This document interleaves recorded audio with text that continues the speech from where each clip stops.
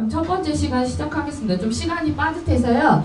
제가 좀 약간 빠르게 나가더라도 이해를 해주시기 바랍니다. 사실 이 메이커 교육이랑 이게 왜 떴나라는 관점에서 보면 그 소프트웨어 공교육 2018년부터 시작된 게 가장 핫합니다. 그래서 요새 이제 사실 작년 말에 뛰었을 때도 가장 큰 이슈는 뭐냐면 70만원짜리, 80만원짜리 캠프들이 이제 겨울방학 때 생겨났어요. 근데 너무 슬프더라고요. 그 캠프들을 못 들어가는 아이들은 어떻게 하지? 이런 문제점도 있었고요. 또 그 캠프를 통해서 아이들이 얻을 수 있는 게 잘못되고 있다라는 생각 때문입니다. 왜냐하면 지금 소프트웨어 교육에서 많이 얘기하는 교재 중심으로 뭔가 한번 따라해보는 건 실제 별로 도움이 안 되거든요. 그래서 그런 부분에서 우리가 좀 약간 전반적으로 인식에 대한 문제가 있지 않을까. 궁극적으로는 테크놀로지 교육을 통해서 우리가 바라보는 관점은 창의성입니다. 왠지 아시죠? 더 이상 뭔가 기술적으로 뛰어난 거 의미가 없는 시대가 됐어요. 아무리 인공지능을 잘한다? 그게 의미가 있을까요? 인공지능 잘하는 건 의미가 있겠지만 결국엔 인공지능으로 무엇을 만들어내는가거든요. 기존에 없는 것들을 만들어내야 되기 때문에 궁극적으로 우리가 바라봐야 되는 교육의 관점은 창의성입니다. 그러면 70만원짜리, 80만원짜리 그런 캠프를 들어간다고 해서 아이들이 창의성에 과연 도움이 되는 그런 관점을 그 교육이 갖고 있는가에 대해서 우리가 퀘스천 던져봐야 된다라는 거죠. 그래서 여기 학생들 좀 되게 어렵지? 그래서 여기 학생들 관점은 아니지만 편하게 가방 내려놓고 편하게 그래서 이 창의성에 그리고 이제 이런 얘기를 많이 해요. 평가를 해야 되지 않겠냐? 그러면 대학이 어떻게 보냈냐? 이런 얘기 되게 많이 하세요. 근데 제가 궁극적으로 말씀드리자면 수능이 의미가 있는가? 수능이 의미가 없는 시대가 나왔어요. 그리고 이제 지금 대선 주자들 다 얘기하죠. 수능 평가 없애겠다. 이런 대선 주자들도 나오고 있어요. 이미 수능에 대한 문제점은 많이 지적이 되고 있습니다. 서울대학 나와도 인서울대학 나와도 지금 취업난에 시달리기 시작했어요. 취업률이 전국 취업률이 어떻게 되시는지 아시죠? 60%가 채 안 됩니다. 전국 평균 취업률이 2명 중에 1명은 취업을 못하고 있습니다.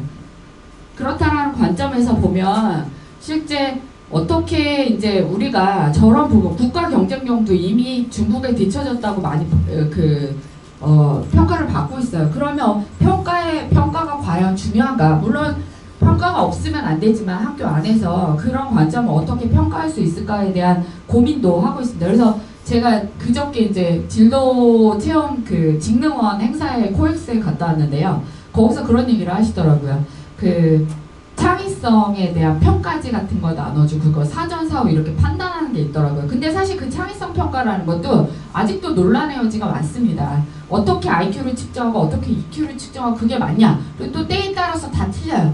심지어는 저소득층 아이들은 IQ가 높음에도 불구하고 자기가 갖고 있는 강박관념 사고 때문에 더 낮게 나오는 아이들도 있거든요. 그 시기에 따라서. 그래서 사실은 그런 것들이 별로 의미가 없다. 그래서 궁극적으로 얘기하는 건 뭐냐면 아이들 스스로 뭔가 결과물 그리고 그 과정들을 다 드러내게 해서 그런 것들 자체가 평가에 반영되게 하고자 하는 그런 흐름이 큽니다. 그리고 이제 이게 테크놀로지만 된 것이 아니라 테크놀로지 플러스 아트. 여기 아트는 그림 그리는 아트가 아니에요.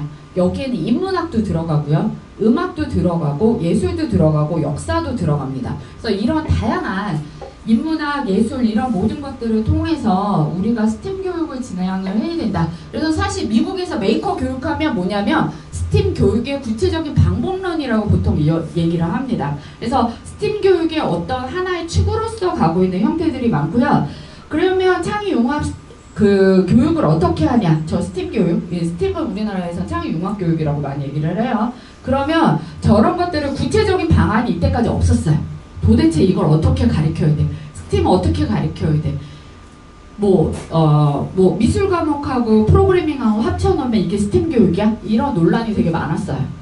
그러다가 궁극적으로 얘기한 건 뭐냐면 아이들 스스로 만들면서 배우면 이런 것들이 스팀 교육이 되겠다. 영역조차도 아이들 영역을 구분하지 말고 아이들이 뭔가 만들다 보면 거기에 관련된 게 어마어마하게 많거든요. 그 모든 것들을 통해서 아이들이 스스로 배울 수 있지 않을까.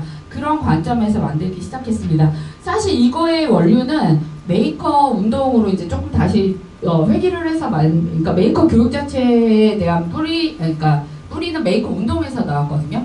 메이커 운동은 1970년대 미니 그 컴퓨터를 만들기 시작한 문화가 있습니다. 그러니까 스티브 잡스가 창고에서 컴퓨터를 워즈니악하고 같이 만들었잖아요. 그때 걔네만 만든 게 아니야. 그 동네에 아니면 그 지역에 미국 전역에 창고에서 그렇게 스스로 컴퓨터 만들던 사람 되게 많았어요. 왜냐하면 대학 기관이나 정부나 큰 기업 외에는 컴퓨터를 쓸 수가 없었던 거예요. 근데 그거를 쓰면 너무 편리할 것 같은 거예요. 그래서 창고에서 그런 것들을 만들기 시작합니다. 그게 이제 70년대에 일어났던 미니 컴퓨터 만들기 문화거든요. 그렇게 일어났던 것들이 애플 같은 회사를 만들어내고 산업의 패러다임을 바꿨죠. 지금의 메이커 운동이 여기에 이제 많이 비교가 되고 있고, 실제 76년도부터 시작해서 이제 80년도에 이르러 애플이라는 회사가 엄청나게 개인용 컴퓨터의 큰 시대의 변혁을 갖고 왔죠.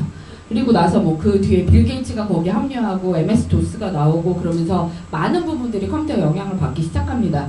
그리고 나서 또 우리가 많은 변화를 겪었죠. 우리나라 스스로도 지금 현재 웹이라는 거, 인터넷이라는 게, 저는 이제 인터넷을 통해서 처음 시작했던 사람이고 회사 일도 이제, 그리고 나서 2000년대 들어오면서 또 틀려진 문화가 있죠. 웹 2.0이라는 것들이 나옵니다. 저기서 뭐가 틀려졌을까요? 과거에 인터넷을 통해서 정보를 보던 것뿐만이 아니라 뭘 하기 시작했냐면 사람들이 서로 의견을 교환하기 시작했어요. 그러면서 정보도 너무너무 많아지기 시작했고, 그러면서 사람들이 스스로 뭘 하기 시작했냐면 자기가 만드는 것들을 공유하는 문화가 생겼습니다. 이게 이제 소프트웨어를 중심으로 발전을 하다가 결국에는 뭐 여러 가지로 번졌습니다. 그래서 저희가 아마 좀 이따가 이 문서도 CC 라이센스를 갖고 있는데요. 바이라고 되어 있습니다. 그러니까 제가 만들었고 이거는 누구나 쉽게 쓸 수 있습니다 라고 저렇게 할 수 있고, 만약에 저기 이제 NC라고 하는 달러 표시에 금지가 붙어 있으면 비영리 목적으로만 쓸 수 있습니다. 그리고 저 뒤에 보면 ND라고 해서 저거는 같이 똑같은 그 라이센스로만 이 똑같은 내용을 갖다가 써야 되고 저작자를 반드시 표시해야 되는 거예요. 근데 어쨌든 이 CC 라이센스는 뭐가 가장 기본이냐면 저작자가 누구냐를 반드시 표시해야 돼요. 이게 왜 나왔냐면 공유 문화 때문에 그래요. 여러분들이 어떤 것들을 생산을 한다라고 하면 인터넷에 뭔가 공개하는 자체는 퍼블리싱하는 행위거든요. 그 퍼블리싱하는 행위를 할 때 기본적으로 그거를 보호하기 위해서 저작권이라는 게 만들어졌어요. 카피라이트라는 게 돼 있는데, 카피라이트이 기본적으로 부여되기 때문에 딴 사람하고 아무런 조치를 취하지 않으면 딴 사람들이 본인 걸 절대 갖다 쓸 수가 없습니다. 그러니까 사진이라던가 글이라던가 아무것도 갖다 쓸 수가 없어요. 하지만 CC 라이센스를 붙이면 저거는 공유를 위한, 사실은 문화적으로 리믹스하고 같이 공유하기 위한 라이센스거든요. 그래서 이제 CC 라이센스를 꼭 붙여서 저희가 활동할 때 쓰게 된다라는 거. 물론 이것보다 이제 조금 더 많은 것들이 있어요. 그 뭐 카피라이트도 있고 더 뭐 나는 라이센스 저작자 자체도 표시하지 마 이렇게 할 수도 있어요. 그렇지만 이제 보통은 저런 저작자 크리에이티브 커먼스 라이센스를 쓰고요. 이런 부분이 교육 부분에서 가장 활발하게 쓰이고 있습니다. 왜 저런 운동이 일어났을까요? 사실 유엔이라던가 유네스코를 중심으로 저런 CC 라이센스가 급속도로 퍼지고 있어요. 아프리카 교육의 혜택을 못 받아요. 근데 내가 갖고 있는 좋은 교육 자료가 있다. 그럼 거기서 쓰도록 하겠다. 인터넷에 CC 라이센스 붙여놓고 올리면 돼요. 저희가 하는 메이커 교육 메이커 에듀케이션 이니시에이티브 자료도 저 다 CC 라이센스로 붙어 있습니다. 그래서 한국이라는 사회가 미국하고 지금 같은 장소에 있지 않지만 인터넷을 통해서 저런 교육 자료를 제공받을 수 있고, 그리고 저희가 그거를 한국식으로 다시 더 교육의 변화에 이용할 수 있다는 거는 저런 것들을 공유해주기 때문이거든요. 그래서 그런 공유하는 것들이 교육에서도 있고, 그 다음에 이제 의학 데이터, 의학 논문 같은 경우에 거의 공개가 안 됐어요. 하지만 의학 데이터도 공개가 되면서 엄청나게 많은 사람들이 쓰고 있습니다. 그래서 사실 지금 제가 어디를 가면 그런 얘기 많이 들어요. 특허를 내는 걸 아이들의 평가 요소로 넣겠다고. 굉장히 잘못된 방식이에요. 테슬라가요, 특허를 공개를 하고 있습니다. 구글이 특허를 공개를 하고 있어요. 왜 그럴까요? 특허에 대한 관점이 좀 틀려야 돼요. 아이디어에 대한 관점이 틀려야 돼요. 아이디어 자체만 갖고 있다라는 것들이 의미가 있을까라는 퀘스천들이 지금 나오고 있어요.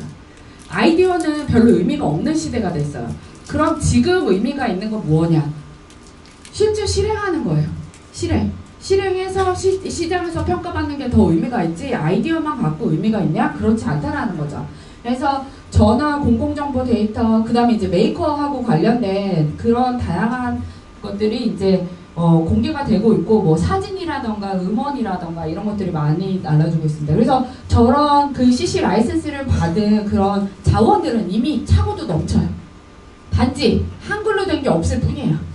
참 슬프죠. 아직 저런 문화가 우리는 문화적으로 굉장히 낮아요. 수준이. 그렇기 때문에 사실은 그게 국가 경쟁력이나 교육 경쟁력에서도 상당히 떨어지고 있다고 생각을 합니다. 그래서 저런 라이센스 부분에 대해서도 한번 좀 생각을 해보시고 우리가 왜 공유를 해야 되는가. 그래서 쉽게 얘기하면 DIY, 옛날의 DIY 메이커들은 집에 창고에서 혼자 했어요. 혼자 하다가 인터넷이 활성화되고 웹 밑점령 시대로 나오면서 사람들이 스스로 인터넷에 뭔가를 올리기 시작하면서 교류하기 시작했거든요. 협력하고 공유하기 시작하면서 사람들이 어떤 일을 벌이냐면 위키피디아를 만들었어요. 백과사전. 과거에는 논문, 제가 학술 논문을 쓰지만 위키피디아를 인정을 안 했어요. 하지만 지금은 인정하거든요. 위키피디아 인정해요. 왜냐하면 집단 지성에 갖는 힘이라는 것들이 어떤 다른 어느 것보다 공정성을 가지고 있을 수 있다라는 그런 자정활동에도 역할을 할 수 있다라는 그런 믿음들이 생겨나기 시작했습니다. 위키피디아에서 영향을 받은 게 인스트럭터블스예요. 인스트럭터블스는 어떤 거냐면 DIY에 대한 백과사전이라고 이해를 하시면 됩니다. DIY에 대한 백과사전. DIY가 뭘까요? Do it yourself. 나 스스로 누군가 없어도 나 혼자 만들 수 있어 라는 개념이야. 나 혼자 만들려면 뭘 해야 되죠? 나 혼자 만들면 뭘 해야 되죠? 만드는 모든 과정, 재료, 노하우들을 다 알고 있어야 돼요. 다른 사람이 공유해 주는 거. 단순히 만든 결과물을 사진 찍어서 공유해 준다고 그걸 알 수 있을까요? 몰라요. 그래서 중요한 거 뭐냐면 지금은 사람들이 얘기하죠. 누구나 원하는 무엇이든 간에 만들 수 있는 세상이 됐다. 심지어는 개인이 인공위성을 띄워서 날릴 수 있는 시대가 됐습니다. 테슬라가요. 갖고 있었던 의문 중에 하나가 뭐냐면 왜 나사를 통해서만 우주로 가야 될까? 그래서 스페이스 X를 만들죠. 그래서 실제로 나사보다 더 많은 업적들을 이뤄내고 있어요. 왜 그럴까요? 많은 사람들이 우주를 가겠다는 거에 대해 공감을 하고 그 꿈에 대해서 정말 자발적으로 거기에 와서 자원봉사하는 사람들이 굉장히 많아요. 그리고 그런 일에 협력하는 사람들이 많습니다. 나사라는 폐쇄적인 조직보다 스페이스 X의 열린 조직 그리고 열린 자원 활동들이 전 세계 우주의 개발의 방향을 바꾸고 있어요. 인스트럭터블스는 뒤로 가시면 알겠지만 굉장히 다양한 게 있어요. 뭐 그 크레용 같은 거 남은 거 그거 어떻게 재활용할래? 뭐 기저귀 개는 방법 이런 것도 있고요. 키스하는 방법 이런 것도 있어요. 그리고 근데 좀 난이도 있는 것도 있어요. 뭐 태양광을 집 전체에다 설치해갖고 수영장 물을 데피는 뭐 이런 시스템을 만들 수도 있어요. 하지만 중요한 건 뭐냐면 여기에 들어가 보시면 알겠지만 단계별로 굉장히 디테일해요. 그리고 컨텐츠의 수준이 굉장히 낮아요. 아 쟤는 뭐 저런 걸 공유를 했나 이걸 보고도 만들 수 없어 라고 하는 굉장히 저급한 수준의 컨텐츠도 있지만 워낙 많은 사람들이 이 사이트에 참여하다 보니까 높은 수준의 컨텐츠도 굉장히 많아요. 상대적으로 보면 많은 사람들이 얘기를 해요. 요번에도 저희가 아마 공유해서 이 디스커션을 이뤄나갈 건데 아이들이 만든 것들을 그 퀄리티를 우리가 나중에 정제해서 공유해야 되지 않을까라는 얘기를 해요. 그러지 말라는 거죠. 자꾸 공유를 해본 사람이 스스로 퀄리티를 높일 수 있습니다. 공유를 한 번도 안 해본 사람은 공유를 어떻게 해야 될지 몰라요. 낮은 수준으로부터라도 아이들이 공유를 하도록 버릇을 길러줘야 나중에 높은 수준의 공유를 할 수 있습니다. 선생님으로서 한 번도 공유를 안 해봤다면 지금부터 실천해야 된다는 거죠. 인스트럭터블스에 가면 만들 수 있는 모든 것에 대한 낮은 수준부터 높은 수준까지의 공유가 다 가능합니다. 여기 이제 슈퍼아이팟이라고 제가 공유해 놓은 거는 이제 필로우 케이스 이런 거고요. 제가 이게 영상이 여기가 좀 상태가 안 좋아서 제 컴퓨터가 좀 느려요. 그래서 이런 거는 뭐 이렇게 몸을 누르면 아이두리노를 넣고 직비로 이제 왔다 갔다 한 거예요. 제가 이게 6년도에 작업했었던 거고요. 이제 그 와이어리스 트랜스미터에 대해서 배우면서 이제 했었던 작업인데 재밌는 건 뭐냐면 저 작업을 배우기까지 1년이란 시간이 안 걸렸어요. 저는 전기전자로 회로를 해본 적도 없는 사람이거든요. 근데 저런 난리지를 배울 때까지 두 가지를 배우면 되더라고요. 그러니까 세 가지. 하나는 디자인이나 예술적인 어떤 생각하는 방법을 배웠고요. 또 하나는 프로그래밍. 또 하나는 피지컬 컴퓨팅을 배웠어요. 그러니까 이 세 가지가 되니까 세상에 있는 모든 거를 만들 수 있더라고요. 물리적인 걸 만들 수 있고 그 안에 동작하는 것들을 만들 수 있고 자기가 생각하는 것들을 표현할 수 있다면 세상에 있는 무엇이든 만들 수 있다. 이 개념이 사실은 인스트럭터블스의 DIY 콘텐츠들이 갖고 있는 개념이에요. 그렇다라고 하면 어떤 수준으로 공유를 해야 되는가? 정말 처음부터 끝까지 모든 것들을 다 공유를 하면 돼요. 저거를 하기 위해서 맨 처음에 스케치를 했고요. 저 스케치를 가지고 회로들이나 코드들을 짰어요. 그 코드들을 완성된 코드만 올리는 게 아니라 모든 코드들을 버전별로 다 올리는 거야. 할 때마다. 그러니까 그날 했던 거 그날 다 올리는 거야. 쉽게 얘기하면. 그날 한 거 그날 올리고 그날 한 거 그날 올리고. 이유는 뭘까요? 저걸 했었던 거야. 우선은 프로젝트 팀원들한테 공유하길 원했어요. 프로젝트 팀원들은 저 공개된 사이트에 들어오면 인터넷 사이트에 들어오면 저 코드들을 다 볼 수 있었어요. 저 사진도 다 볼 수 있고요. 그리고 사진도 막 되게 여러 장 찍어요. 이렇게 한 장만 올리는 게 아니라 이거 확대해서도 찍고, 왜냐하면 여기 어느 핀에 어떻게 꽂았는지 잘 안 보이거든요. 브라이트보드에. 그러면 저런 것들을 확대해서 올리고 이런 사진도 되게 많이 찍어놔요. 그리고 나서 맨 끝에 결론적으로 가면 저것들을 나중에 정리해서 한 번 더 다큐멘테이션해서 인스트럭터블스 같은 데 완성된 포맷으로 올려요. 그러니까 저런 과정들이 없었다면 저도 이 프로젝트를 못했을 거예요. 왜냐하면 저 과정들을 할 때마다 인터넷에 엄청 뒤졌어요. 알두리노 사이트, 직비 커뮤니티, 인스트럭터블스.com 이런 데에 도움이 없었다면 제가 저 프로젝트를 할 수 없었을 거예요. 다른 친구들과. 그리고 방금 전에 보셨던 프로젝트에 남자애 3명 있었는데 2명은 금융계, 월스트리트에서 왔고요. 1명은 그 앤티크 가구 만들던 친구예요. 되게 재밌죠? 다 나이도 많아요.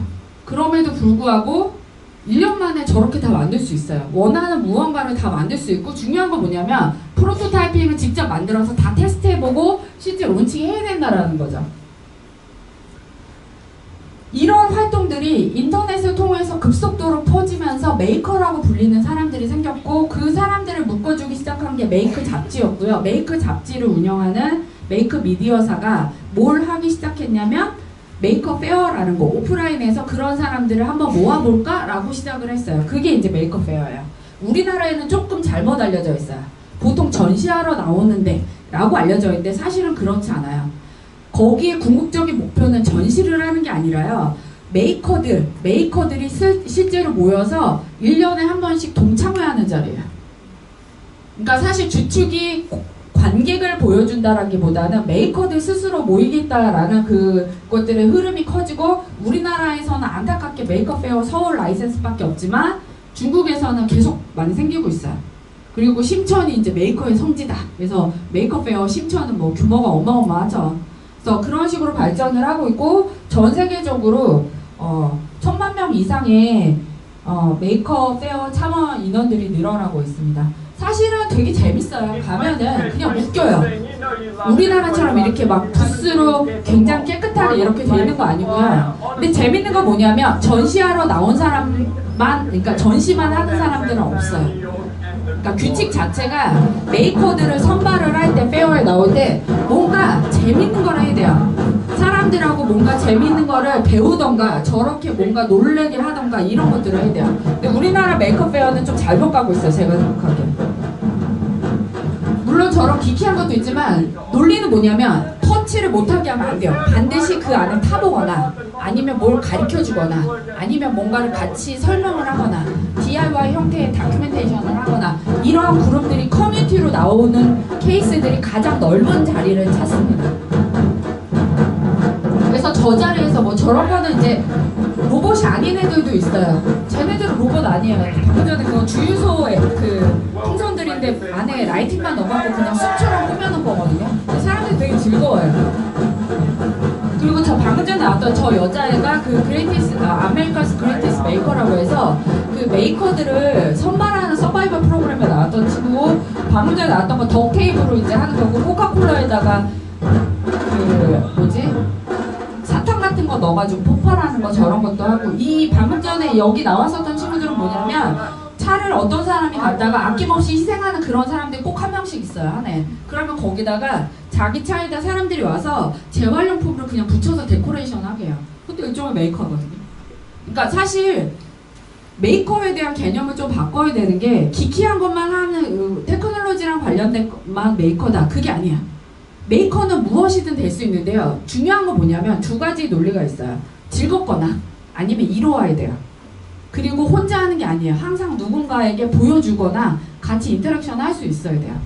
그래서 그런 관점에서 보면 메이커 페어에 가면 하이라이트는 이거예요.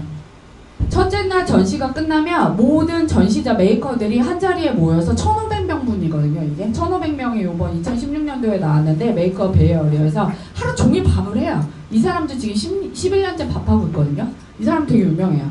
그래서 이 밥을 깨끗해 보이지 않아요. 먼지도 다 들어갈 거고 엄청 지저분해 보이는데, 이 밥을 사람들이 먹겠다고 그날 저녁에 다 같이 모여요. 잔디밭에서. 그러면서 저 밥을 먹고 맥주를 나눠 마시고 후식을 먹으면서 서로 인사하는 거예요. 너 1년 동안 어떻게 살았어? 너 1년 동안 뭐 했어? 요새는 뭐가 재밌대? 이런 얘기들을 하는 거죠.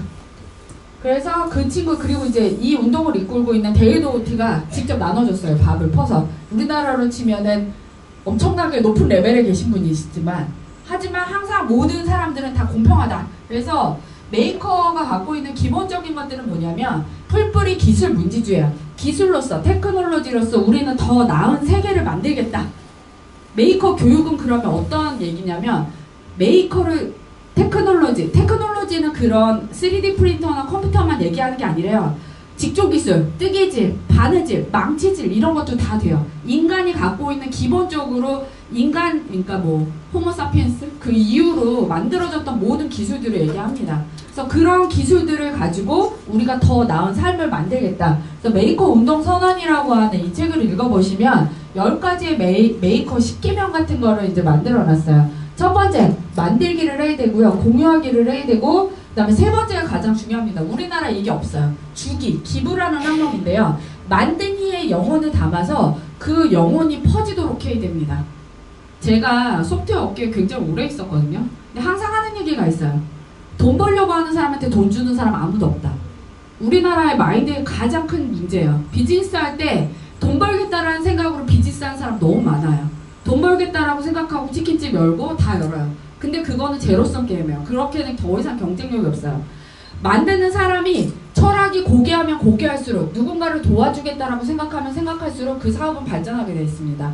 에어비앤비는 어떻게 시작했냐면, 누군가의 집에, 낯선 사람의 집에 가서 하룻밤 자보는 신선한 경험을 통해서 그 사람의 문화와 다른 사람들을 이해하게 되면 얼마나 좋을까 라는 사업 철학이 있었어요. 돈 벌겠다가 아니라. 하지만 우리나라에 나오고 있는 많은 그런 에어비앤비와 유사한 사업들이 그런 철학을 갖고 있냐? 그렇지 않아요. 그러니까 중요한 건 뭐냐면, 학생들한테 가르쳐야 되는 거, 우리가 교육해야 되는 건, 돈을 어떻게 하면 잘 벌 수 있어, 이렇게 가르치면 안 돼요. 어떻게 하면 너의 철학을 갖고 갈 수 있는데, 그 인생 철학이 너의 직업 철학과 맞닿아 있고, 너의 삶의 철학과 맞닿아 있는, 삶에 스스로 살아가는 방법하고 맞닿아 있는데, 그런 얘기를 해줘야 되거든요. 그래서 그 방법 중에 하나가 메이커가 될 수 있다라고 보는 거예요. 그래서 주기를 통해서 다른 사람에게 공유해주는 이타적인 행위와 정신을 실천해야 된다. 그래서 폭탄을 만들거나 위대한 무언가를 만드는 것들은 메이커의 결과물에 해당이 된다. 그 정신의 행위에 해당이 된다. 그렇지 않습니다. 왜냐하면 이타주의가 거기 들어가야 되거든요. 그리고 배워야 되고, 이것 좀 뭐 빨리 넘어가도록 하겠습니다. 그래서 이제 도구를 갖춰야 되고 이런 것들이 필요할 수 있습니다. 그래서 자꾸 요번 이제 국가의 이제 창조경제 틀과 메이커 운동을 맞물려 갖고 4차 산업의 혁명으로 가면서 우리가 메이커를 해야 돼. 근데 그거는 창업의 새로운 일자리를 만들 거야. 이런 논리를 해요. 그게 아니라는 거죠. 궁극적으로 메이커를 해야 된다라는 거는 더 나은 삶을 우리 후대들이 스스로 만들어가기 위해서 우리가 메이커를 실천을 해야 된다라는 관점이라는 거를 꼭 알아두시기 바라요. 메이커 페어에 가면 가장 큰 자리를 차지하고 있는 그룹이 이 그룹입니다. 전국 미국 바느질 협회 할머니들 그룹이에요. 저기는 물론 다양한 사람들이 있지만 할머니들이 주축이 되셨어요. 이런 분들, 이 연령대에 해당하시는 할머니들이 정말 열심히 하세요. 하루 전날 와서 하루 종일 저런 거 위에다가 손으로 다 꽈요. 다 만드시고요. 이 그룹에서는 무료로 뜨개질 바느질을 다 알려줘요. 뭐 십자수, 뭐 털실 감는 뭐 양통을 이만큼 갖다 쌓아놓은 다음에 자 털실 만들어봐. 그러면 애들이 이제 재활용 CD 디스크에다가 털실을 막 꼬아서 열심히 만들어갖고 갖고 가요. 그리고 도네이션 받아서 오기 때문에 여기서 돈을 받지 않습니다. 이 워크숍을 통해서 다 본인들 도네이션으로 다 해결을 해갖고 오고요. 이 바느질을 하면서 재미있었던 거 뭐냐면 우리 딸이 이제 여기 한 3시간 가서 사라져서 안 나타나더라고요. 그래서 바느질을 통해서 이 할머니한테 물어봤어요. 너 바느질 하면서 우리 딸이랑 무슨 얘기했니? 그랬더니 인생을 얘기했대요. 되게 중요하거든요.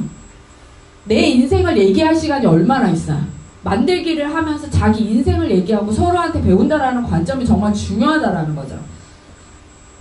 그리고 메이커에는 나이도 없어요. 그리고 이번에 제가 뉴욕에 갔을 때 가장 재밌게 때 봤었던 그룹입니다. 메이커 헬스라는 그룹이고요. 이 헬스 그룹에서는 의료기기의 민주화예요. 의료기기 너무 비싸잖아요. 특히 미국은 이제 의료보험이나 이런 것들이 너무 비싸서 저런 것들을 3D 프린터나 아니면 쉽게 자기가 자가 진단 키트 이런 것들을 스스로 만들어낼 수 있어요. 그 말라리아 병균 얼마 전에 이렇게 늘려가지고 원만으로 분리해내는 거 그게 단돈 2불밖에 안 한다라고 얘기를 합니다. 그래서 사실은 쉽게 할 수 있는 그런 키트들이나 이런 것들이 1불, 2불짜리가 몇백 불이었던 게 사실 저런 메이커 활동들을 통해서 제한이 되고 있어요. 거기에는 기계가 안 들어갈 수 있어요. 그 말라리아 분리 기계는 사실은 저기밖에 없어요. 종이랑 실밖에 없어요.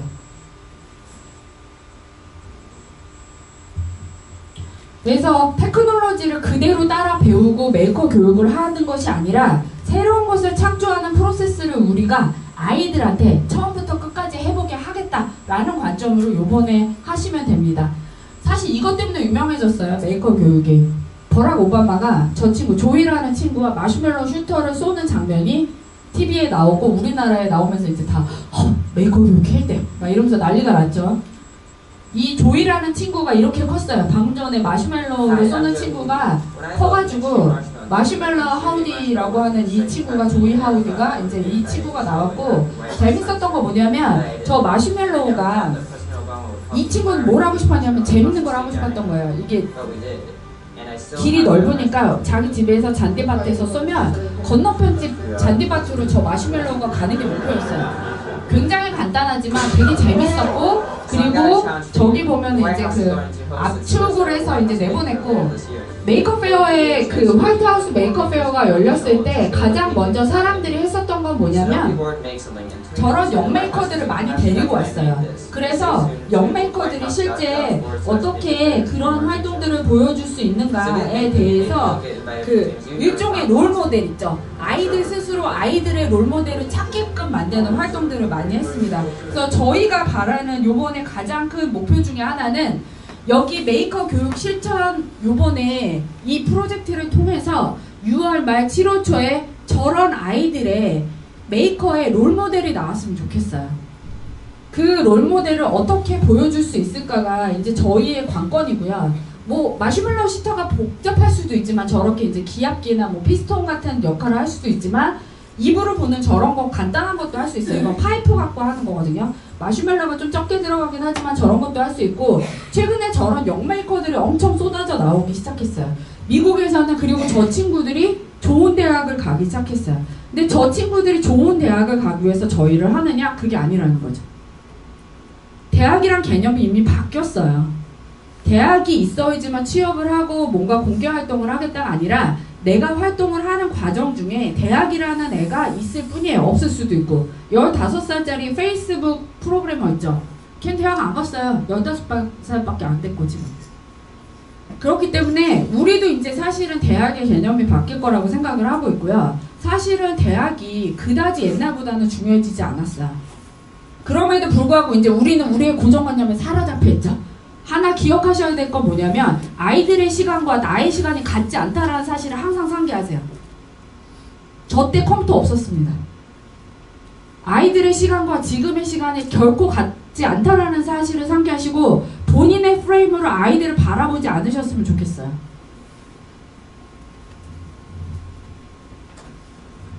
그래서 아이들 스스로 연령대와 상관없이 누구나 무언가 만들고 누구나 사회를 변화시킬 수 있는 순간이 왔고 누구나 기회를 가질 수 있는 시간이 왔어요. 그래서 메이커 교육은 창의성을 기르기 위한 교육입니다. 저런 걸 어떻게 해야 되냐면 계속 자기가 만들고 싶은 거 만들면 돼요. 그래서 이 만들고 싶은 만든 거를 하는 존 듀이의 실험학교가 있었어요. 그래서 존 듀이가 어떤 걸 했냐면 아이들한테 집을 짓게 했어요. 인생에 필요한 게 뭘까? 의식주. 야, 집부터 적어자. 집 짓고 그 안에 가재도구를 실제로 다 만들게 했어요. 근데 저 교육이 실패했어요. 자율성을 너무 줬더니 애들이 방만해졌어요. 그래서 저거에 대한 문제도 있었고, 그 다음에 이제 그 존 듀이의 실험학교 정신과 이어지는 게 시몬 페퍼트의 마인드스톰스입니다. 1978년도에 있는 저 사진, 터티스라는 사진은 뭐냐면 수학하고 과학을 배우기 위해서 저런 터틀이라는 컴퓨터를 통해서 아이들이 뭔가 자기가 생각한 걸 입력하면 뭔가 그려. 아, 저런 걸로 수학이나 과학을 배우게 하면 이해하기가 쉽겠구나. 그리고 저 때 누구랑 일을 하냐면 피아제랑 같이 논문을 씁니다. 피아제 늙었을 때, 시몬 페퍼트 젊었을 때 같이 논문을 써요. 그러면서 구성주의 교육을 갖고 왔고요. 여기서 중요한 건 뭐냐면 시몬 페퍼트가 가는 역사적 의미. 지금 스크래치 아시죠? 스크래치가 시몬 페퍼트의 제자인 미치 레슬릭이 만들었습니다. 그리고 저기서 만들었던 78년에 만들었던 터틀스 안에 들어가는 로고스라고 하는 프로그래밍을 그대로 갖고 온 게 구글의 블럭키 스크래치 프로그래밍입니다. 스크래치 사이트에 들어가면 튜토리얼이 없어요. 튜토리얼이 없어요. 왜 없는지 아세요? 만들면서 배워라. 실제 프로젝트 하면서 배워. 근데 우리 스크래치 프로그래밍 어떻게 가르쳐? 교재 주자, 펑션 주자. 그리고 나서 제가 심지어 최근에 어떤 얘기 들었냐면 스크래치는 초등학교 저학년한테 적합하지 고학년이 할 만한 게 못 돼요 라고 방과후 선생님 직접 얘기를 하세요. 굉장히 잘못된 거예요. 대학에서도 쓸 수 있어요. 스스로 만드는, 교재 없이 만들도록 해야 돼요. 만들면서 스스로 깨우치세요. 어떻게 그게 가능할까요? 스크래치 사이트 안에 들어가 보면 다른 사람 스크래치 프로그래밍 프로젝트 안에 프로젝트 내부 코드북이라는 게 있습니다. 제일 좋은 거는 리믹스예요. 아까 전에 그 CC 라이센스가 갖고 있는 리믹스를 그대로 갖고 있어요. 적용을 해놨고 스크래치 사이트 자체도 CC 라이센스에 준하는 라이센스로 되어 있습니다. 아이들이 누군가의 코드 아니면 선생님이 올려준 코드를 본인 스스로 리믹스할 수 있어요. 자기가 바꿀 수 있어요. 그리고 그런 트레일은 그 누가 누구 걸 바꿨는지 다 남아요. 시스템상으로. 시몬 페퍼트의 마인드스톰스라는 거는 저 터틀이 중요한 게 아니에요. 저 터틀이 중요한 게 아니라 아이들이 실제로 해보면서 무언가를 깨우치도록 한다는 데 의미가 있다는 거죠. 해커스페이스, 메이커스페이스, 팬랩 얘기 많이 하시죠. 저기의 개념도 똑같아요. 저 공간이 중요한 게 아니라 저 공간의 상징적인 의미고 저 공간의 사람들이 커뮤니티가 형성이 돼서 그 커뮤니티는 무엇이든 할 수 있어. 어떻게? 서로를 가르쳐주면서 서로에게 공유하면서. 그게 기본 컨셉이야. 그래서 다중지능 이론이에요. IQ나 EQ 한 가지만 되는 게 아니고 아이들마다 똑같은 학습법이 아닌 자기만의 스스로의 학습법으로 자기를 발전시킬 수 있다는 개념이에요.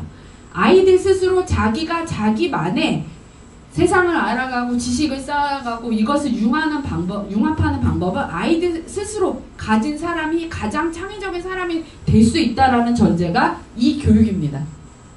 그렇기 때문에 선생님이라는 개념이 없어요. 메이커 교육에서는.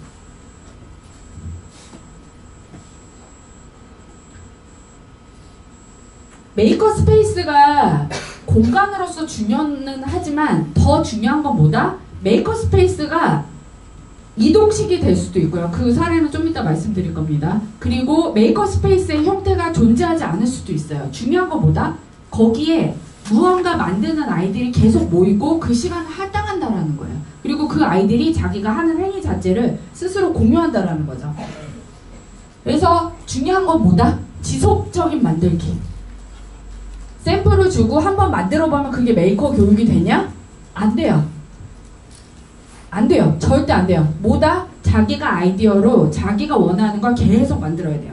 그게 이제 팅커링 개념하고 같이 맞물려서 갑니다. 그래서 전제가 이거예요. 누가 그러더라고요. 영재만 뽑아서 교육할 수 있나요? 메이커 교육? 이 사상 바꾸셔야 돼요. 아이들은 누구나 무한한 상상력을 갖고 있고 무한한 능력이 갖고 있습니다. 이분, 장애의 아이들도 마찬가지입니다. 사람은, 인간은 누구나 무한한 능력을 갖고 있다는 전제를 가지셔야 돼요. 그런 분들도 많으세요. 내가 나이가 많은데 나 할 수 있을까? 그 전제를 버리셔야 돼요. 누구나 인간은 할 수 있다라는 그런 전제가 깔려 있고요. Every child a maker예요. 누구나 아이들은 스스로 할 수 있다. 그들에게 필요한 건 뭐냐? 패션, 열정이 있어야 돼요. 그리고 즐길 수 있어야 돼요. 플레이해야 되고, 인파워먼트, 확장 가능한 그런 능력들을 펼쳐 보이도록 우리가 공유하고 배울 수 있도록 해야 됩니다. 그래서 오늘 실제로 계획서를 잘 내어주신 분들에게 저희가 메이커 스페이스 플레이북을 드릴 겁니다. 그래서 저게 공식 번역한 내용이고 그 내용들이 메이커 교육의 일종의 매뉴얼이라고 생각을 하시면 돼요. 지침이고 그 안에 있는 내용들을 하나씩 이제 말씀을 드리겠습니다. 저 책에는 되게 디테일한 내용들이 있어요. 번역서기 때문에 저희가 이제 공식 번역을 했고 저희도 라이센스, CC 라이센스로 공개를 하고 있습니다. 인터넷에서도 다운로드 받으실 수 있어요. 저희가 오늘 이제 계획서를 잘 써주시고 어떻게 하겠다라고 선언을 해주신 분한테 오늘 그 인쇄물을 드리도록 하겠습니다. 팅커링, 단기간 내에 한 번 해보는 것이 아닌 끊임없이 시도하는 반복 과정을 통해서 전문 지식이나 이런 것들을 체득한다. 방법은 알려져 있지 않습니다. 구체적. 아이 스스로 해야 돼요. 그 방법은 수만 가지, 수억 가지예요. 아이들 스스로 그것들을 찾아낼 것입니다. 이런 공간을 상상하실 수도 있어요. 이건 실제 미국에 있는 메리마운틴 여자 사립학교예요. 초, 중, 고가 있는 여자 사립학교고 굉장히 좋은 학교예요. 이 학교에서는 어떻게 하냐면 오전에 정규교과를 배워요. 수학, 과학, 영어 뭐 이런 거 배우고요. 오후에는 이 랩 말고도 다른 랩들이 쭉 있어요. 바이오 랩, 뭐 무슨 랩, 뭐 체육도 있고 랩이 있어서 자기가 가는데 원하는데 들어가서 장기 프로젝트를 해요. 그러니까 뭐 하루 예를 들면 나는 로봇을 한 3년간 만들어 보겠어. 중학교 내내. 그럼 저기 가서 오후 내내 로봇 계속 만드는 거예요. 그러면 그 수업을 어떻게 한다? 선생님이 어떻게 알아요? 다 공유합니다. 자기가 다 기록해서 남기는 거죠. 이게 5, 6학년 아이들이 만든 거예요. 3명이서 여자아이들이 만든 거고요. 선생님이 가르쳐주지 않습니다. 왜냐하면 제가 어떻게 하냐면 그 선생님이 제 친구예요. 저 팬랩에 있는 선생님이 제 친구고 이 아이들은 인터넷에서 하나씩 찾는 거예요. 이게 그대로 도면이 있겠어요? 없어요. 얘네의 목표는 뭐냐면 머리부터 시작해갖고 발끝까지 전신 로봇을 만드는 게 목표예요. 여자애들 5, 6학년 애들이. 그러면 저거 어떻게 하냐? 저 소모모터 많이 들어가면 전력이나 이런 거 어떻게 하지? 그랬더니 걔네들이 다 알아서 할 거야. 그러더라고요. 인스트럭터블스나 구글에서 검색해보면은 아이들이 해결해 간대요. 걔도 잘 몰라요. 걔랑 하면서 제가 조금 더 잘했던 기억이 있거든요. 그래서 그리고 이제 레이저 커팅 같은 경우로 이거는 레이저 커팅을 이용을 해서 악기들을 만드는 친구들도 있더라고요. 그래서 뭐 다양한 활동, 이거는 사실 뭐에 국한되기는 좀 어렵다. 그래서 이 학교 학생들이 실제 어떤 활동을 하는지 좀 보여드릴게요. 그 학교예요, 실제. 그래서 이 친구들이 이제 비즈니스 인사이더에 나와서 이 아이들이 무엇을 하는지 사실 저렇게 성능 케이스도 있고 이 친구는 로봇을 실제 만들고 다양한 것들을 만들어요. 근데 사실 레벨이 높은 것도 있고 낮은 것도 있어요. 중요한 건 뭐냐면 자기가 만들어보고 싶은 걸 만든다는데 그 의미가 있어요. 저게 예술작품일 수도 있고 과학작품일 수도 있고 그렇지 않을 수도 있어요. 또 다른 것일 수도 있어요. 많은 랩들이 저런 메이커 스페이스 랩도 있지만 미디어 랩이라고 해서 연극을 할 수도 있고요. 영상을 찍을 수도 있고 그 다음에 음악을 만들 수도 있어요. 이 친구, 엉덩이 보이는 친구가 제 친구예요. 제임스 덱이라는 친구고 저 친구들 이제 전 세계 이 친구는 이제 그 뉴욕 컬럼비아 대학에 이런 교육만 교육하는 교육학과가 따로 생겼어요. 그래서 이제 거기에서 같이 이 랩을 운영하고 있는 친구고 여기 있는 친구들은 중요한 건 뭐냐면 테크놀로지가 왜 이렇게 많이 인볼브가 됐냐? 왜냐하면 테크놀로지가 안 들어가는 영역이 없어졌어요. 그렇기 때문에 스팀 교육이 확장되고 있는 거거든요. 그리고 이제 뭐 오바마가 그런 얘기예요. 이 사람이 이제 마크 엣지 아까 전에 10개명 만들었던 사람이고 마크 엣지가 마크 H가 얘기했었던 것처럼 저런 팬랩의 개념, 테크샵의 개념을 전국 학교에다 깔겠다라고 선언을 해요. 실제로 동부 지역에는 상당히 많이 깔려 있습니다. 서부 지역도 마찬가지고 중부는 좀 약간 덜하지만 서부랑 동부는 이미 학교에 저런 공간들이 마련이 굉장히 많이 돼 있어요. 학교에서 마련해준 케이스도 있지만 학생들이 스스로 만들어낸 케이스도 굉장히 많습니다. We have this opportunity to engage in the construction of things not just on a computer screen, but also really anything we can imagine in the real world. 컴퓨터로 갖고 할 수도 있지만 그렇지 않은 케이스도 꽤 많아요. 그래서 이제 얘네는 이제 이 프라이빗 스쿨에서 하는 얘기들을 하고 여기서 보면 굉장히 다양한 것들을 해요. 그리고 저 공간 자체를 그러니까 전문적인 툴과 그렇지 않은 툴을 분리해놨거든요. 저 학교는. 근데 여러분들이 꼭 전문적인 툴이 있어야지만 이걸 하겠다라는 생각도 버리셨으면 좋겠어요. 3D 프린터가 없다. 그러면 온라인으로 3D 프린팅 부분만 따로 주문하셔도 돼요. 팅커캐드를 이용하면 소프트웨어를 안 사도 돼요. 팅커캐드 잘하시는 뭐 다른 쌤도 있긴 하지만 그래서 그런 분들이 저런 것들이 이제 다 맞물려서 아이들이 뭔가 만들려면 어쩔 수 없이 스팀이 다 들어가야 돼요. 그래서 보통 대부분 저런 것들 이제 스팀 클래스를 다 이용을 하고 있어요. 그래서 스팀 클래스, 그러니까 선생님이 가르치시는 스팀 클래스도 있지만 자기가 혼자 스스로 하는 영역도 있고 저희가 요번에 메이커 교육에서 포커스할 거는 스스로 하는 영역에 포커스할 거예요. 선생님들의 스팀 교육을 클래스에서 어떻게 진행해야 되는가 이런 건 아니에요. 저희가 지향하는 건. 그 부분은 이제 뭐 다른 영역에서 커버가 가능하시리라고 생각하기 때문에 그렇게 갈 수 있으리라고 생각을 합니다. 그래서 저 영상은 뭐 나중에 저희 오늘 페이스북 페이지에 올려놓도록 하겠습니다. 메이커 교육 실천에 한번 꼭 처음부터 끝까지 봐주시기 바라고요. 저 여자애가 맨 끝에 얘기를 해요. 여자애인데 로봇을 만드네? 이런 얘기를 누가 해요. 남자애가 했더니 그 여자애가 너 이거 참 나쁜데? 왜냐하면 여자라고 해서 못할 게 뭐야? 이런 얘기를 딱 하거든요. 그래서 뭐 젠더에 대한 얘기도 좀 나오고 그리고 이제 만들기를 위한 공간에 대한 얘기를 좀 드릴게요. 그러면 우리 메이커 스페이스 꼭 있어야 되냐? 아니에요. 아이들이 라이트하우스 커뮤니티 챕터스쿨에서는 아이들이 스스로 저렇게 모바일 밑에다 바퀴를 달아가지고 아이들이 스스로 툴을 두는 도구를 만들었어요. 그래서 중요한 건 뭐냐면 아이디어를 스케치하고 낙서하고 재료와 툴에 대한 프로젝트 목록을 미리 아이들과 만드세요. 선생님들이 다 제공해야 되겠다는 생각 버리세요. 여기 학생들 있지만 학생들 스스로 무엇을 만들겠다. 그러면 뭐가 필요하지? 라는 것들을 리스트업을 하세요. 다른 아이들과 함께. 가능한 모든 단계에서 아이들이 함께 하시도록 고민을 해주셨으면 좋겠습니다. 그래서 이 스페이스를 선생님이 만드는 게 아니라 아이들과 함께 아이들 스스로 만들 수 있도록 지도하시는 게 가장 중요합니다. 그래서 뭐 저렇게 하실 수도 있고요. 저런 만들기가 누차 얘기하지만 로봇만 해당되는 게 아니다. 음악이나 뭐 연극이나 뭐 아트나 다 해당이 됩니다. 그래서 그런 것들을 이제 해서 얘네는 어떻게 했냐면 학교 안에 창고가 있었어요. 그래서 펀딩을 받아온 거예요. 선생님이 얘네가 뭘 하고 싶다고 하니까. 그래서 음악하고 사운드 녹음 스튜디오를 만들고 아이들한테 그 장소를 제공을 했던 거예요. 근데 그 장소에서 음악만 하는 게 아니라 좀 다양한 영역을 섞는 작업을 한다. 그리고 제일 많이 하는 게 이거예요. 미국에서 메이커 스페이스를 지정을 하는 게 아니라 카트를 만들어.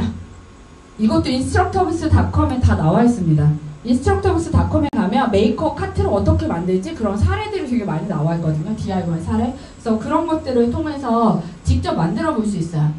이런 공예적인 카트를 만들 수도 있고요. 그 다음에 저런 그 철제로 돼서 저 안에 뭐 3D 프린터 얹고 그 안에 뭐 전기전자 회로 그런 도구들을 넣을 수 있는 이런 카트를 만드실 수도 있습니다. 질문을 해보세요. 아이들과 함께 이상적으로 사람들이 우리의 메이커 스페이스, 우리 학교 스페이스, 우리의 공간의 메이커 스페이스에 들어가 가장 먼저 봐야 될 게 뭘까? 라는 질문을 스스로 던져보세요. 그리고 그 안에서 우리 아이들이 무엇을 듣고 무엇을 느끼고 무엇을 경험하게 할까? 우리 아이들이 무엇을 공부하고 무엇을 얻기 위해서 초대될까? 우리 아이들이 무엇에 의해서 영감, 자극을 받을 수 있을까?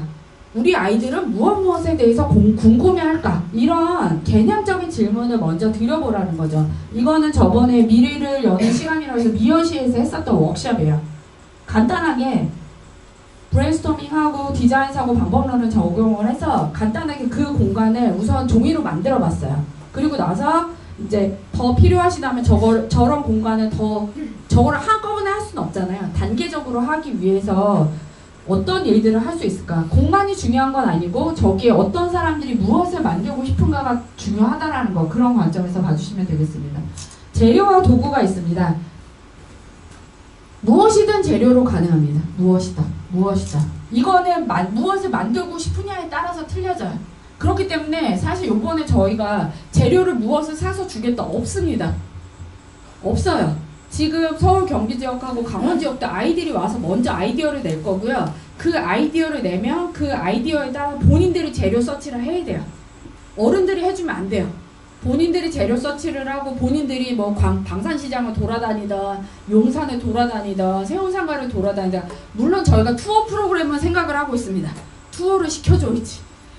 왜? 영감을 주기 위해서. 그런 건 하겠지만 무엇이든 재료로 가능합니다. 리크리에이트는 뭐냐면 공장을 돌아다니면서 커뮤니티로 돌아다니면서 남는 것들을 모았어요. 그래서 저런 들통에다가 다 쌓아놨어요. 그럼 아이들이 저기서 갖다가 써서 쓴다는 얘기죠. 아니면 아주 간단한 재료들 있죠. 무엇이든 만들 수 있는 간단한 재료들을 기본적으로 제공을 해요. 그리고 나서 만들게 할 수도 있어요. 왜냐하면 재료로부터도 영감을 얻을 수 있거든요. 저런 재료들이 진흙 같은 것도 될 수 있어요. 미국에서 하는 메이커 교육 중에 가장 많이 하는 게 뭐냐면 그 트리하우스 있죠. 조그만 집 짓기. 그것부터 시작하는 데가 제일 많아요. 그래서 조그만 집 짓기를 학교 애들이 다 같이 하고 그 안에서 뭔가 지들끼리 모여서 쑥떡쑥떡 만드는 그런 행위도 많이 하고 있습니다. 그리고 어떤 툴이든 가능하냐? 가장 많이 쓰는 툴은 뭐냐면 글루건이에요. 글루건 제일 많이 써요. 글루건 갖고 많이 하는 케이스도 있고, 그러니까 어려운 툴이 아니어도 된다라는 거죠. 그리고 중요한 건 뭐냐면 고글을 쓰고 있죠. 글루건을 쓰던 뭐를 쓰던 세이프티가 굉장히 중요하다라는 거죠. 그래서 도구와 재료 교육을 선생님들이 도와주실 수 있어요. 그리고 이 부분은 반드시 해야 됩니다. 그리고 제일 중요한 건 안전이에요. 도구와 재료를 나눠주긴 하지만 이런 교육이 같이 수반이 반드시 된 다음에 저 안전교육이나 도구교육이 끝난 다음에 아이들이 쓸 수 있도록 지도하시는 것들이 필요합니다. 접근학습법에 대해서 궁금해들 하셔서 이 부분을 좀 넣습니다. 제가 빨리 5분 내에 끝내도록 하겠습니다. 질문학습법은 뭐냐면 4가지가 있어요. 그러니까 질문학습법이나 프로젝트 학습법은 뭐냐면 메이커 교육의 크게 4가지 종류 중에 이제 앞에 2개는 선생님들이 수업 시간에 주로 많이 쓰시는 거라고 이해를 하시면 돼요. 선생님이 어떤 질문을 주세요. 주제를 주시면 그러니까 주제를 주면 학습자들이 그거에 대한 질문을 스스로 만들어내고 그 질문에 대한 답이나 반응들을 만들어내는 것들입니다. 프로젝트 기반 학습법은 뭐냐면 주제를 아무거나 해도 돼. 아니면 어느 정도 바운더리로 주면 그걸 갖고 아이들이 스스로 목표를 세워서 프로젝트를 만들고 완성하는 겁니다. 여기서는 조금 더 학생 주도적인 게 강해져요. 우리가 지금 하고 있는 수준의 것들은 많은 부분에서 질문학습법과 유사합니다. 선생님들이 뭔가 퀘스천을 줘요. 그리고 뭔가 주제를 좀 많이 제약하는 측면이 있는데 이 부분도 사실은 개방적으로 가야지 이 질문학습법이 효과적이다라는 얘기를 하고 있고요.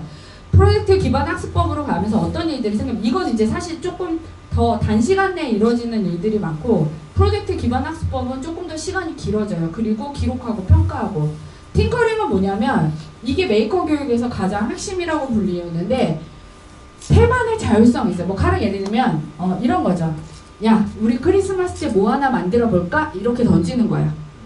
선생님이. 그러면 크리스마스 때 우리 다 같이 뭔가 하기 위해서 만들 거예요. 뭔지 몰라. 그게 커스텀이 될 수도 있고 크리스마스 트리가 될 수도 있고 크리스마스 뭐 연극이 될 수도 있고 뭔지 몰라.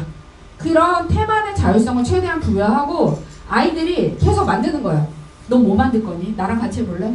너 뭐 만들 거니? 그러면서 그거를 시도를 해봐요. 계속 만들고 한 가지 버전으로 끝나지 않아요. 맨 처음에 요만하게 만들고 쉽게 만들었다가 이거 괜찮은데 좀 잘해볼까? 난이도 높이고 그 다음에 더 난이도 높이고 해서 계속 만들기를 하면서 질문하고 몰입하는 순간까지 가면서 자기 스스로 어떻게 배워가는지 스스로 깨달아가요.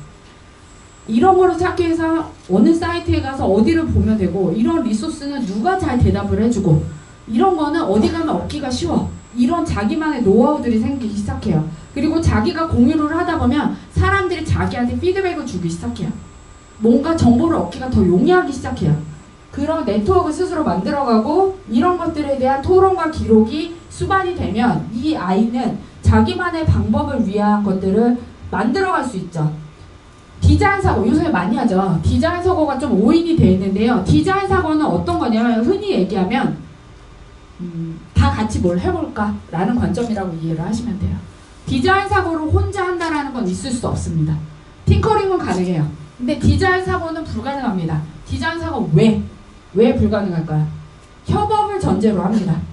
그래서 사용자 중심, 그리고 누구를 대상으로 하고 있냐. 뭐 가령 예를 들면 이거예요. 우리 커뮤니티의 건강을 증진하려면 무엇을 해야 될까? 우리 커뮤니티의 테크놀로지 교육을 증진하려면 무엇을 해볼까? 우리 커뮤니티의 어린 사회적 기업가를 많이 만들려면 어떻게 해야 될까? 이 퀘스천은 제가 아이디어에서 디자인 띵킹을 온라인으로 교육 받았을 때 받았던 3가지 퀘스천이에요. 맨 처음에 카테고리 3개예요. 그 3개의 카테고리를 가지고 저는 우리 커뮤니티의 건강을 증진한다라는 거 목표를 세워서 우리 아이들이랑 계속 쭉 했어요. 재밌는 거 뭐냐면 리서치를 시켜요. 우리 커뮤니티에 무엇이 문제가 있는데 리서치를 해서 커뮤니티에 대한 문제점에 대한 공감 과정이 있고 그걸 가지고 정의를 해서 아이디어를 내서 프로토타입을 하고 실제 만들어봐요. 뭐 가령 예를 들면 학생식당 앞에 건강을 증진하기 위해서 케이터링 하니까 너무 질이 떨어져. 그럼 우리가 식재료를 갖다 쫙 깔아놓고 아이들이 실제 샐러드를 만들기로 보게 하겠다. 했어요. 실제 하는 거죠. 그렇게 실행을 해야 돼요. 그게 디자인 사고. 실행 안 하면 디자인 사고가 없어요. 그리고 나서 그 반응을 갖고 또 같이 해봐야 돼요. 그래서 디자인 사고는 협업을 위한 테스트와 반복 이런 것들을 계속 해야 된다. 급진적 협업이 전제가 돼 있어야 된다. 그래서 궁극적으로 저희가 바라보는 관점은 이렇습니다. 요번에 할 거 저희가 템플릿도 만들 거 3번째 시간에 박주영님이 말씀하실 거예요. 영감 드릴 거예요. 아이들한테 어떤 질문을 하라라고 저희가 템플릿을 드릴 거예요. 그러면 그 질문들을 통해서 아이들은 나는 어디에 관심 있지? 내가 최근에 만들어봤던 거 뭐지? 내가 최근에 관심 있는 거 뭐지? 이런 고민들을 할 거예요. 그러면서 자기의 영감, 나는 무엇에 관심이 있을까? 나는 무엇을 만들어보고 싶을까를 생각을 할 거고 거기에서 나는 무엇을 만들겠다. 나는 아이디어 스케치, 비주얼라이제이션을 해야 되거든요. 그래서 이 앞부분은 디자인 사고의 발상 기법하고 굉장히 유사하게 저희가 짰습니다. 이 뒤부터는 계속 팅커링이에요. 만들기를 반복을 시킬 겁니다. 그래서 아이들이 맨 처음에 프로토타입 무조건 높은 목표를 세우면 절대 안 만듭니다. 어려운 거 시키면 안 돼요. 로봇을 만들려면 어떻게 시작해야 돼요? 눈깔 하나만 움직여야 하면 돼요. 그렇게 시작을 해야 로봇을 나중에 만들 수 있어요. 서버모터 하나만 가지고 손가락 하나만 움직이게 해야 돼요. 그래야지 나중에 의수 다 만들거든요. 맨 처음부터 어려운 의수 다 같이 똑같이 만들려고 그러면 안 돼요. 그래서 만들기를 계속 반복을 할 거예요. 자기가 스스로 목표를 정해서 가장 쉬운 레벨의 것들을 만들어보고 확장시키고 만들고 확장시키고 만들고 확장시키고 이렇게 해서 궁극적으로 만들고 중요한 건 이 모든 과정의 토론과 기록을 저희가 인터넷에 공개하는 게 필수입니다. 방법론에 대해서는 다음 시간까지 여러분들한테 과제로 나갈 거예요. 여러분들이 메이커 교육 이니시에이티브라고 하는 사이트도 있고 인터넷에 굉장히 다양한 것들이 있습니다. 도대체 사람들이 이런 것들을 어떻게 공유할까에 대한 것들을 생각을 하셔서 우리 커뮤니티에서는 이렇게 하고 싶다라고 정하시면 돼요. 그래서 실제 만드는 것들은 아이들이 메이커예요. 여러분들은 어떤 거냐면 스스로 표현할 수 있는 기회를 모두 가지고 태어나요. 이분 장애아도 마찬가지입니다. 누구나 나이랑 상관없어요. 여러분들은 조력자 멘토예요. 선생님이 아니에요. 선생님이 아니에요. 선생님의 역할을 하시면 안 됩니다. 그래서 용기를 주고 가장 큰 거. 그래 잘하고 있어. 이 얘기를 입에 달고 사세요. 절대 비판하시면 안 됩니다. 용기를 주고 인도해주고 선생님 저 하기 싫어요. 그러면 조금 더 인커리지. 그럼 좀 쉬었다가 나랑 뭐랑 더 한번 찾아볼까? 이런 것들을 해주고 공유하는 것. 아 이렇게 공유하고 아 이렇게 할 수 있어 라고 그리고 다른 친구들 이렇게 해주니까 너도 되게 좋지 이런 것들을 해서 아이들 스스로 본인이 개발하게 해야 돼요. 여러분들이 그런 케이스가 있었어요. 지난번에 저희가 6주 동안 할 때 가장 큰 문제가 뭐였냐면 아이들이 문제가 아니었어요. 아이들은 너무 잘했어요. 문제는 선생님들이었어요. 자꾸 가르쳐 주려고 하셨어요. 이미 내가 알고 있는데 그거를 가르쳐주면 이 아이는 너무 잘할 것 같대요. 그런 광박관념에 사로잡혀 계셨어요. 그 선생님한테 우리끼리 이제 논의했었던 얘기는 뭐냐면 그 방법이 본인이 잘 아는 방법일지라도 그 방법조차도 아이들 스스로 찾아가게 하자. 헤매지 않는 아이들은 결코 자기의 방법을 못 찾습니다. 절대 알려주시면 안 돼요. 그래서 일반적으로 지원을 동기하고 그러니까 동기부여에 대해서 가장 큰 역할을 하셔야 돼요. 칭찬하세요. 그리고 문제 해결을 할 수 있도록 여러 명을 독려하셔야 되고요. 그 다음에 시간적 제약을 조금은 주셔야 돼요. 아이들한테 너무 이렇게 컨트롤이 안 되게 하시면 안 되고, 그 다음에 브레인스토밍 같은 거 좀 하셔야 되고, 하지만 여러분들이 전문성을 가지실 필요는 없습니다. 왜냐하면 아이들 스스로 배우는 거니까. 그렇기 때문에 내가 3D 프린팅 전문가여야 된다, 내가 로봇 전문가여야 된다, 이런 생각은 버리세요. 그런 난리질을 필요한 게 아닙니다. 여러분들은 일종의 가이드 역할이라고 이해를 하시면 돼요. 조력자 역할. 그래서 아이들이 그 시간 안에 그 자리에 와 있게 하는 게 중요해요. 와 있을 때 서로를 비판하지 않고 서로를 격려하면서 뭔가 만들고 즐겁게 시간을 보내도록 3시간 동안 모으고 그들을 격려하는 게 여러분들의 역할이에요. 놀이와 상상하기로 시작하도록 해주십시오. 맨 처음부터 야 이거 공부야 라고 시작하면 안 됩니다. 아이들한테 야 너 이거 하면 이런 거 할 수 있어 라고 얘기하셔도 안 돼요. 아이들한테 정말 너가 이 2월 말부터 6월 달까지 진짜 재밌게 할 수 있는 거 선택하라고 얘기를 해주셔야 돼요. 너 최근에 만화책 뭐 봤어? 웹툰 뭐 봤어? 뭐가 재밌었어? 계속 질문하셔야 돼요. 우리나라 애들이 저 뭐 해야 돼요? 제일 많이 물어봐요. 저 뭐 해야 돼요? 라고 하는 친구한테 뭐 해야 된다라고 얘기하면 안 된다는 거죠. 너 스스로 생각해봐. 네가 뭘 좋아할까? 네가 뭘 생각할까? 그래도 저 뭐 해야 돼요? 이렇게 물어보면 최근에 봤던 게 뭐가 재밌었어? 이런 얘기부터 시작해갖고 계속 노력을 해서 아이 스스로 뭔가 이야기를 스스로 만들어내게 하세요. 그 이야기에 바탕이 된 것들을 만들게 하시면 됩니다. 그리고 그런 것들을 기록과 공유를 하게 하세요. 인터넷 사이트에 메이커 교육에 쳐보시면 이런 거 되게 많이 나오거든요. 아이들한테 어떻게 하면 쉽게 기록할까? 그래서 저런 지지대를 만들어 놓고 사진을 계속 찍게 하는 거예요. 만드는 거죠. 그러면 아이들이 저거를 가지고 나중에 인터넷에 바로 올릴 수 있어요. 앱 같은 걸로. 그리고 저런 모든 과정들은 오픈 포트폴리오, 폐쇄적인 포트폴리오가 아닙니다. 드러내는 포트폴리오를 만들겠어요. 만들게 하셔야 돼요. 왜? 다른 사람과 교류하고 더 많은 성장을 하기 위해서. 단순히 보여주기가 아니에요. 다른 사람에게 도움이 되는 포트폴리오를 만들게 하세요. 그래서 그 포트폴리오를 만들면 저런 식으로 여러분들이 또 하나 하셔야 될 건 인문학적 글쓰기를 같이 하게 하세요. 그래서 저희가 이제 3번째 시간에 디테일하게 설명을 드릴 거고요. 그거에 대해서는. 그리고 공유를 하도록 방법을 다양하게 하시기 바랍니다. 시간이 없어서 이건 좀 넘길게요. 플레이메이커 좀 5할점 케어에 가면 실비아의 그 동영상이 올라가 있습니다. 그 동영상을 보면 이 친구가 어떤 관점으로 공유를 하는지를 좀 보실 수 있어요. 그래서 여러분들이 생각하셔야 될 건 뭐냐면 아이들 스스로 변화하도록 만드는 이게 버텀업이라는 거를 항상 명심해 주세요. 이 운동을 하시면, 이 교육을 하시면서. 그래서 여러분들이 학생들이 우리의 교실이 있는 게 아니라 우리가 그들 교실에 있다. 학생이 무언가를 배울 때 우리는 가리키기 위해 있는 게 아니라 조력자가 되기 위해 있다라는 것들을 좀 항상 머릿속에 새기시고요. 메이커 정신은 변화할 수 있다라고 믿는 정신에서 시작을 합니다. 많은 분들이 얘기를 하세요. 한국 교육은 변화할 수 없어. 한국 교육은 더 이상 희망이 없어. 희망이 없다면 변화해야죠. 그리고 그 변화를 할 수 있다라고 믿으시는 분이 변화를 이루어내실 수 있습니다.